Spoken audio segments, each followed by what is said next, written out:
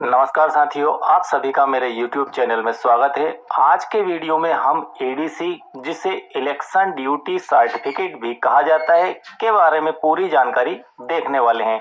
आज हम एडीसी के बारे में, एडीसी क्या होता है, एडीसी का उपयोग कौन करता है, एडीसी का उपयोग कब किया जाता है, एडीसी का आवेदन किस फॉर्म में किया जाता है, एडीसी का फॉर्म भरने के लिए आपके पास क्या आवश्यक जानकारियां होनी चाहिए, एडीसी का फॉर्म किस प्रकार से भरा जाता है, एडीसी किस प्रारूप में जारी की जाती है, एडीसी जारी होने के बाद आप कहां पर मतदान करेंगे और मतदान केंद्र पर यदि एडीसी लेकर कोई व्यक्ति आता है तब पीठासीन अधिकारी और अधिकारी क्रमांक 1 के क्या क्या दायित्व हो जाते हैं और किस प्रकार से आपके मतदाता रजिस्टर 17 में और आपकी चिन्हित प्रति में एंट्री की जाएगी। इस प्रकार की समस्त जानकारियों को लेकर आज मैं आया हूं, तो बिना स्किप के वीडियो को देखिए। आपके लिए यह वीडियो बहुत ही हेल्पफुल होने वाला है।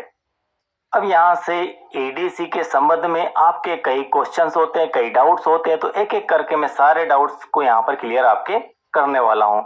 एडीसी के संबंध में आपका पहला क्वेश्चन बनता है कि एडीसी का उपयोग कब और कौन कर सकते हैं।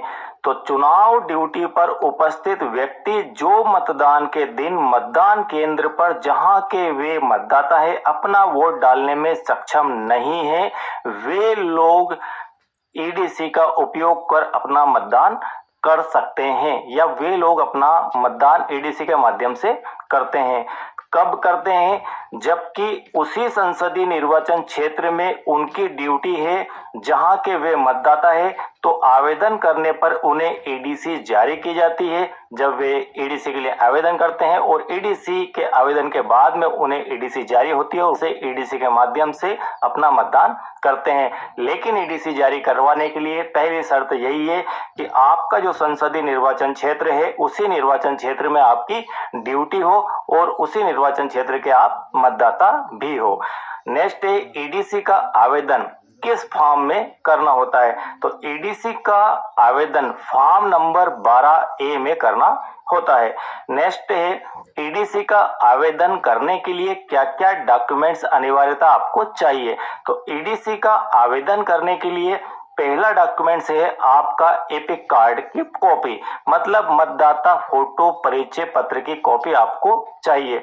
दूसरे नंबर पर चूंकि ईडीसी आप जारी करवाना चाहते हैं, इसका कारण है कि आप उसी संसदीय क्षेत्र में ड्यूटी पर है जहां के आप मतदाता है, तो आपको ड्यूटी ऑर्डर तो मिला होगा, तो ड्यूटी ऑर्डर की कॉपी आपको वहां पर सबमिट साथ में करना होती है, अटैच करना होती है। अब प्रश्न है कि ईडीसी के लिए जो आवेदन होता है वह प्रारूप 12 का, और जिसे आप 12A भी कहते हैं, किस प्रकार से भरा जाएगा। तो यहाँ पर आपको एक प्रारूप दिख रहा है। यह प्रारूप निर्वाचन कर्तव्य प्रमाण पत्र के लिए आवेदन का प्रारूप है। तो यहाँ पर बिल्कुल क्लियर में आपको एक एक ब्लैंक जगह बता दूंगा कि किसमें क्या किस प्रकार से भरा जाएगा। यहाँ पर निर्वाचन क्षेत्र पहला, तो निर्वाचन क्षेत्र आपका यहाँ पर संसदीय निर्वाचन क्षेत्र का क्रमांक और नाम यहाँ पर आ जाएगा।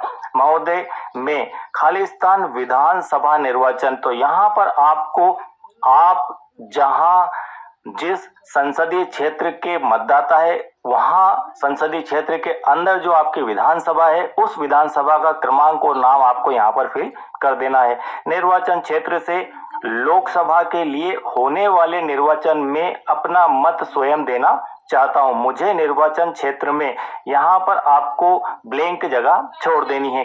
मैं निर्वाचन कर्तव्य पर नियुक्त किया गया है किंतु मेरा नाम खालिस्तान संसदीय निर्वाचन, यहाँ पर संसदीय निर्वाचन वर्ड का यूज हुआ, इसका अर्थ है कि यहाँ पर आपको अपने संसदीय क्षेत्र का नाम और क्रमांक लिख देना है। क्षेत्र में समाविष्ट विधानसभा निर्वाचन, तो यहाँ पर आपको इस संसदीय क्षेत्र में आने वाली जो आपकी विधानसभा है उसका नाम और क्रमांक लिख देना है। निर्वाचन क्षेत्र की निर्वाचक नामावली के भाग संख्या, यहाँ पर आपको भाग संख्या, आपका नाम जिस मतदाता सूची में है उस मतदाता सूची से भाग संख्या और सरल क्रमांक आपको यहाँ पर लिख देना है। यदि आपको वर्तमान में आप कि मतदाता सूची से आपका सरल क्रमांक और भाग संख्या नहीं पता है तो आप वोटर हेल्पलाइन ऐप की मदद से एपिक नंबर से सर्च करके अपना वर्तमान मतदाता सूची का सरल क्रमांक और भाग संख्या जान सकते हैं। तो वोटर हेल्पलाइन ऐप को आप डाउनलोड कर लीजिए। डाउनलोड करने के बाद आप इस ऐप को यूज करेंगे। बड़ा ही आसान ऐप है, बिल्कुल सुलझा हुआ ऐप है। इसके ऊपर आप अपना एपिक कार्ड का नंबर डालेंगे तो आज की स्थिति में करंट पोजीशन में वो आपको भाग संख्या, सरल क्रमांक और सब कुछ, विधानसभा का नाम, क्रमांक, संसदीय क्षेत्र, सब कुछ पूरी जानकारी आपको यहाँ पर डिटेल में दे देगा। यह ऐप बिल्कुल ऑथेंटिक ऐप है, निर्वाचन आयोग द्वारा ऑथोराइज ऐप है। मैं प्रार्थना करता हूं कि मुझे प्रारूप 12 में एक निर्वाचक कर्तव्य प्रमाण पत्र उस मतदान केंद्र से जहां मतदान के दिन कर्तव्य रूढ़ रहूंगा मत देने के लिए दिया जाए। यहाँ प्रमाण पत्र मुझे निम्नलिखित पते पर भेजा जाए। तो आपको स्थान और तारीख यहाँ पर फिल कर देना है। आपका पूरा नाम, अपना पद, सब कुछ यहाँ पर फिल करते हुए सिग्नेचर कर देना है। तो इस प्रकार से आप एडीसी के लिए आवेदन कर पाएंगे। तो यह हुआ आपका एडीसी के लिए आवेदन प्रारूप 12 का 12A के अंदर। नेक्स्ट है कि ईडीसी किस प्रारूप में जारी की जाती है। तो जब आप ईडीसी का आवेदन कर देते हैं उसके बाद फॉर्म 12B के अंदर आपको इलेक्शन ड्यूटी सर्टिफिकेट जारी किया जाता है। ईडीसी जारी होने के बाद यहाँ से आपको बड़े ही ध्यान से समझना है कि यदि आपने आवेदन कर दिया और आपकी ईडीसी जारी हो गई तब आप क्या कर सकते हैं और क्या नहीं कर सकते।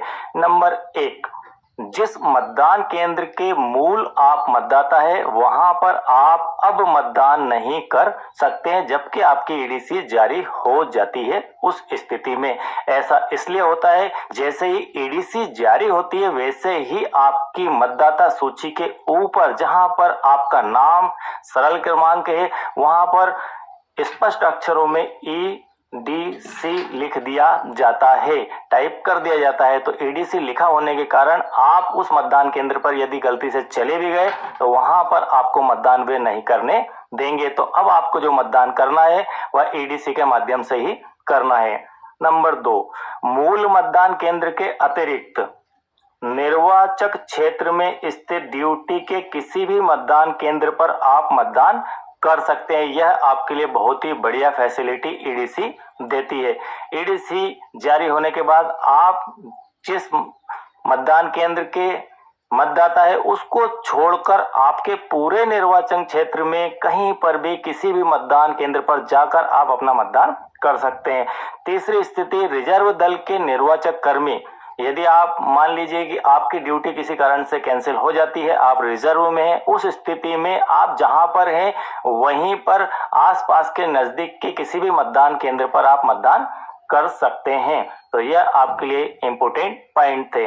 वीडियो आपके लिए यदि हेल्पफुल है तो वीडियो को दोस्तों लाइक करना ना भूलें और यदि आप चैनल के साथ नए हैं तो सब्सक्राइब कीजिए और बेल आइकन को प्रेस कर लीजिए और लास्ट तक वीडियो को देखिए। यदि आपको वीडियो बहुत ही अच्छा लगता है तो आप वीडियो को शेयर करना ना भूलें। अब हमारा नेक्स्ट पॉइंट है कि कोई व्यक्ति ईडीसी लेकर मतदान केंद्र पर आता है तो उस स्थिति में पीठासीन के क्या दायित्व हो जाते हैं, अधिकारी क्रमांक 1 के क्या दायित्व हो जाते हैं और अधिकारी क्रमांक 2 के क्या दायित्व हो जाते हैं।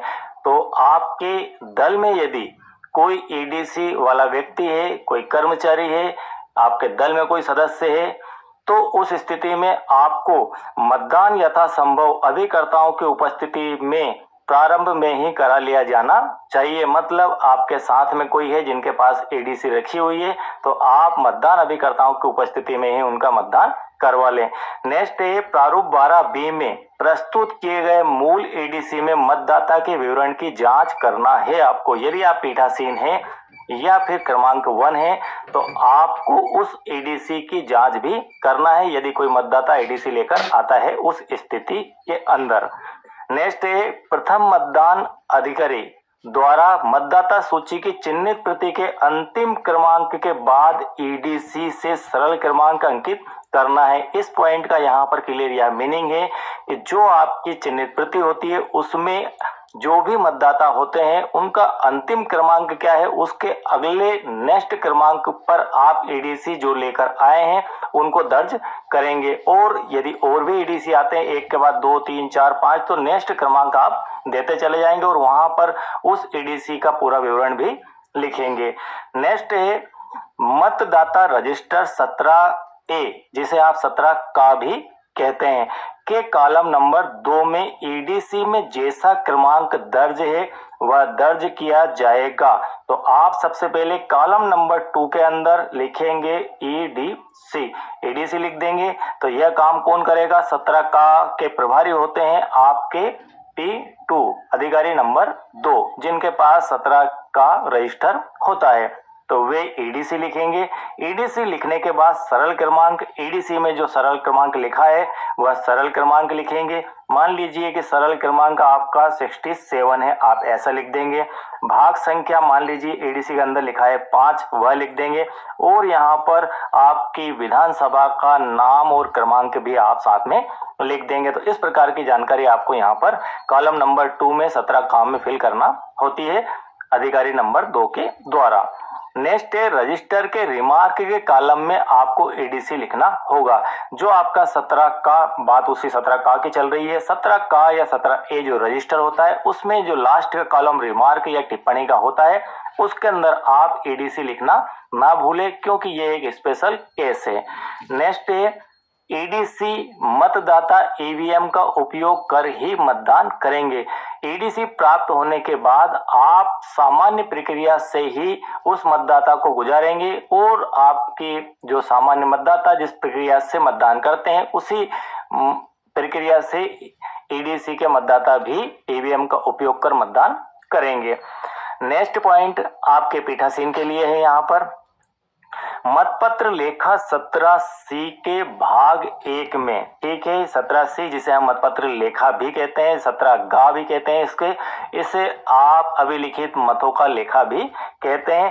भाग 1 में कुल मतदाताओं की संख्या को केंद्र हेतु आवंटित मतदाताओं की संख्या, केंद्र हेतु आवंटित मतदाताओं की संख्या से यहाँ पर मीनिंग है कि जो आपको चिन्हित प्रति प्राप्त हुई है उसके अंदर कितने मतदाता है, कुल एडीसी मतदाताओं की संख्या को जोड़कर। तो यहाँ पर इन दोनों को प्लस कर देना है और लिखना है। कहाँ पर लिखना है, मत पत्र लेखा के भाग 1 में एक जगह यह जानकारी पूछी जाती है कि कुल मतदाताओं की संख्या, तो उस स्थिति में आपको आपके चिन्हित प्रति के अनुसार संख्या और प्लस जितने भी एडीसी आपको प्राप्त हुए हैं उनकी संख्या को जोड़कर ही लिखना है। चूंकि मतपत्र लेखा आपका मतदान समाप्ति के बाद भरा जाता है, उस स्थिति में आपको उस दिन आने वाली मतदान के दिवस में आने वाली कुल एडीसीओं की संख्या पता होगी कि इतने एडीसी वोटर ने हमारे यहाँ पर आज वोट किया है, तो उन दोनों को जोड़कर आपको मतदाताओं की संख्या बनाना है या लिखना है।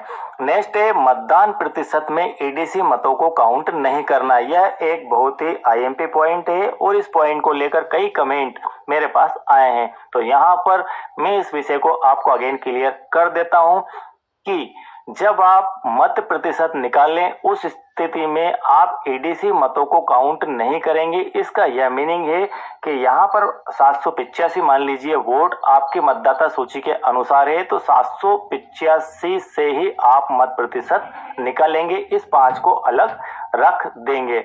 तो यहाँ पर बिल्कुल एडीसी के संबंध में सारे डाउट आपके क्लियर हो चुके होंगे। आई होप कि यह वीडियो आपके लिए बहुत ही हेल्पफुल है। यदि यह वीडियो आपके लिए हेल्पफुल है और आप मेरे चैनल के साथ नए हैं तो चैनल को सब्सक्राइब कीजिए, बेल आइकन को प्रेस कीजिए और सभी को यह वीडियो भी शेयर कीजिए। मतपत्र लेखा किस प्रकार से भरा जाए, पीठासीन की डायरी किस प्रकार से भरी जाए, आपका पोस्टल बैलेट क्या होता है, पोस्टल बैलेट की क्या प्रक्रिया है, एसडी की सूची आपको यदि प्राप्त हुई उससे कोई मतदाता आता है तो क्या प्रक्रिया होगी, और आपके टेंडर वोट क्या होते हैं, टेस्ट वोट किस स्थिति में होता है, इन समस्त वीडियो को लेकर जो आपकी क्यूरीज हैं, समस्त प्रकार के क्यूरीज को लेकर काफी सारा वीडियो कंटेंट आपको प्लेलिस्ट के अंदर मिल जाएगा, या फिर इस वीडियो के डिस्क्रिप्शन में भी उन सारे वीडियोस की लिंक आपको मिल जाएगी। वहां से देखकर आप अपनी प्रॉब्लम को सॉल्व कर सकते हैं। Thank you very much.